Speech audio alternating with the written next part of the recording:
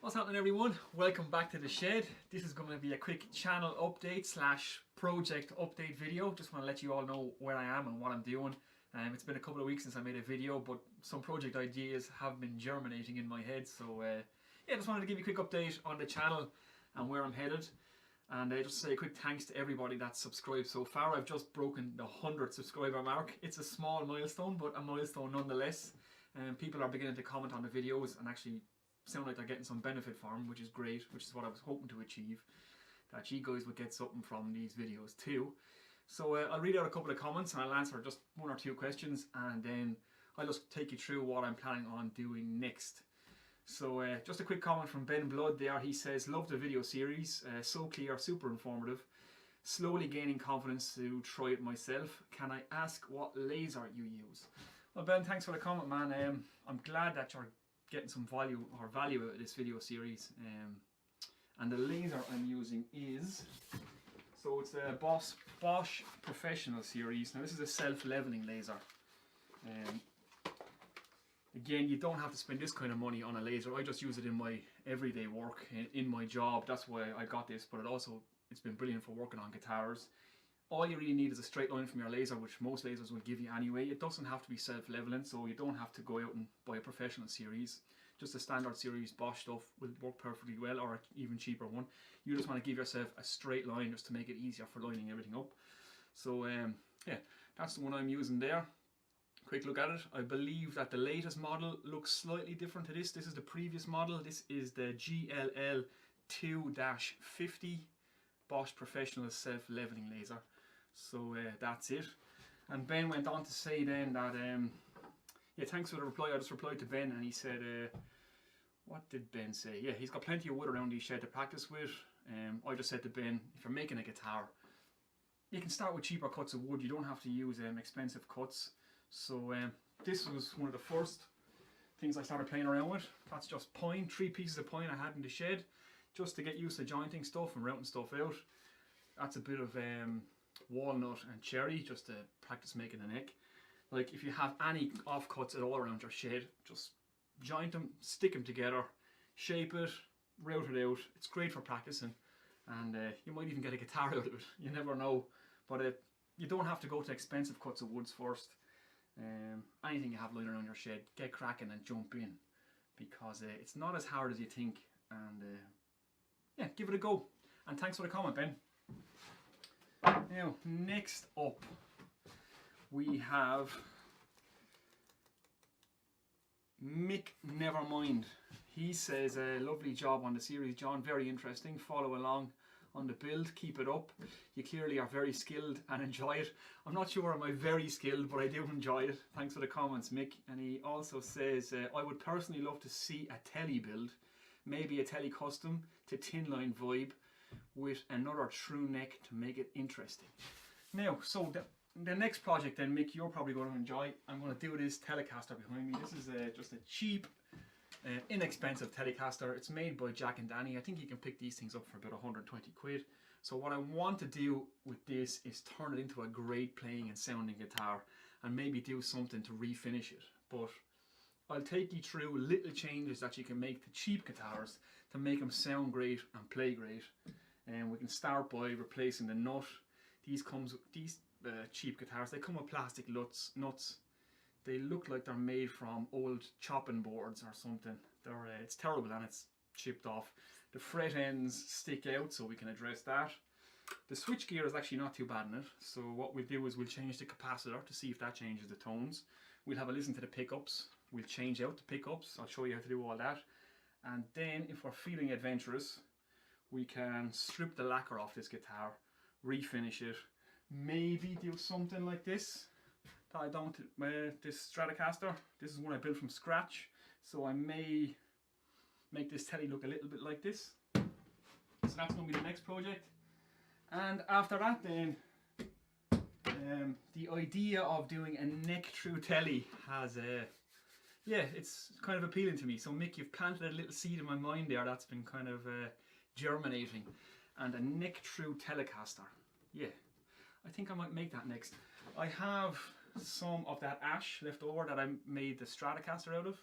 I have some other cuts of timber over there. I have a good bit of maple neck left over, so maybe an ash body thin line Telecaster with a maple neck through, and we might laminate the neck, maybe some walnut, I'm not sure. Comment below and let me know what you think.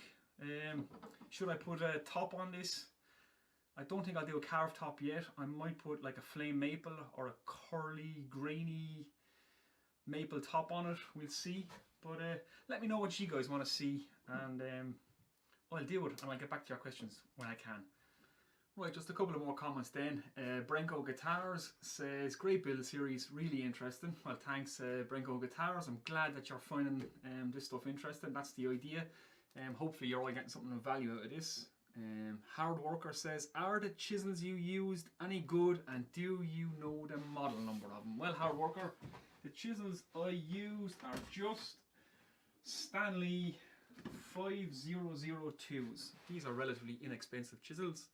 They're just a beveled edge chisel. They're actually quite cheap. They're one of the cheaper ones Stanley make, but you can put a good edge on them. They don't hold the edge for too long, but you can get them fairly razor sharp. They're not razor sharp out of the box, so they will need some attention, but they're perfectly serviceable, and you don't have to go mad spending a heap of money on chisels. Although the more money you spend, the better steel you get, so that's up to you. I love high-end tools, can't always afford them, but I would never dissuade anybody from spending money on tools, because some tools you have for all your life, and it's really nice to have that cool factor of having nice tools. But these do the job. So they're just Stanley 5002s, and like I say, perfectly serviceable and take a good edge. So that's the chisels. Hard Worker. What else have we got here? So Rory Murphy says the cherry fretboard turned out savage altogether. Yeah, it looks pretty good. I'm pretty happy with it. You don't often see too many cherry fretboards, and it was just something I wanted to try. It's a bit of experimentation. The guitar turned out pretty well. There's a few mistakes with it. It wouldn't be good enough to sell, but it was kind of a prototype guitar anyway. So yeah, and the cherry is really darkening. You can see just from a couple of weeks since I made the last video, you can see how it's beginning to darken there, so it's actually really nice. The copper inlay is actually not too bad. You can see how the copper patina is changing on the back of the guitar there as well. That's darkening up and changing nicely, and all those colours are beginning to come through. So with the guitar then, I just added some string trees to this one. The low E string, there wasn't enough tension on it, as the low E string now is the longest to the tuning head. It was popping out of the nut on me, so I just added a couple of roller string trees, and that helped a hell of a lot. So this guitar is playing great now. I have one high spot on the fret just there, so the 12th fret or the 11th fret is just high. It's the only high spot on the guitar, so I have to address that. Everything else is playing great. So yeah, this was a big learning curve, and there's a whole video series on this. If you haven't seen it, make sure to go back and check it out and let me know what you think. So don't break it now. So what else can I tell you about? Making videos. Making videos is an interesting experience. It certainly adds to the workload of making the guitars. It slows everything down, because I have to try and think about how I'm going to get the shot, how I'm going to get you in on it, how to, I suppose, narrate the videos. And talking to a camera is not very natural. I kind of struggle a bit with it. So there's lots of outtakes. There's probably about 20 outtakes before I could even start this video, just to start speaking. So that's something interesting, and it's a new skill that I'm trying to develop. Also editing the videos, I'm just using Windows Movie Maker at the minute. That's about the level of my skills on that. I'm trying to get the best picture and sound quality I can. Again, that's all a new skill to me, which I'm trying to learn and develop, so that's going to improve over time, hopefully. And yeah, I think that's about it. I just wanted to make a quick video just to say thanks to everybody who's subscribed so far. Like I say, I think I just hit 103 subscribers, so it's not all family and friends. So the videos are starting to be found by people now, which is good. It's not so easy to get your videos out there, or for, I suppose, people to find them searching YouTube videos, but bit by bit this is growing, so that's good. So comment, hit like, hit subscribe. I will get back to you. Leave ideas, like Mick Nevermind planted that one in my head, so I'm going to actually build that Telecaster next after I do this Telecaster, I think. So 2 tellies coming up, and some other projects are germinating in my mind as well. So yeah, until the next time guys, video series on this coming soon. I'm going to get out of this shed now, and I'll talk to you all later. Take it easy.